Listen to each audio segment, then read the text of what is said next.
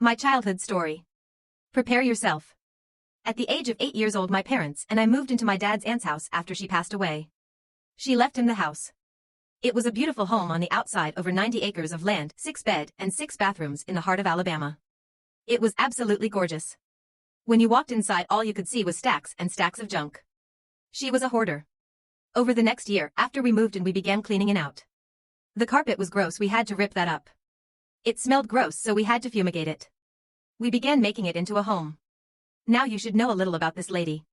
My great-aunt. I didn't really know her until about a year before she died. My parents would go over there to take care of her, and she absolutely hated my mom because she thought my mom took my dad from her. She was an evil old bitter woman. As we began to clean her home out, we learned more about her. Especially after we ripped up the flooring. When we ripped it up, there was a huge pentagram drawn under the carpet on the wood floor underneath. It was like a black ashy smeared substance.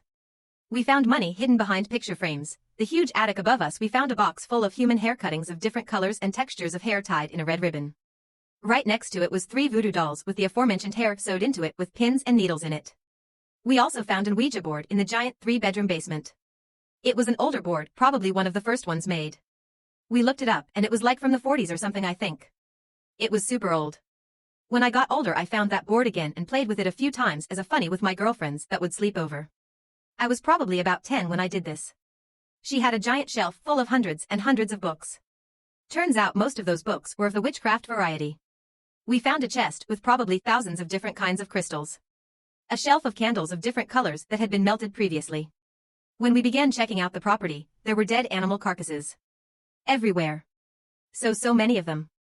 We later found out she would shoot her cows and other animals and leave them in the pasture to rot away.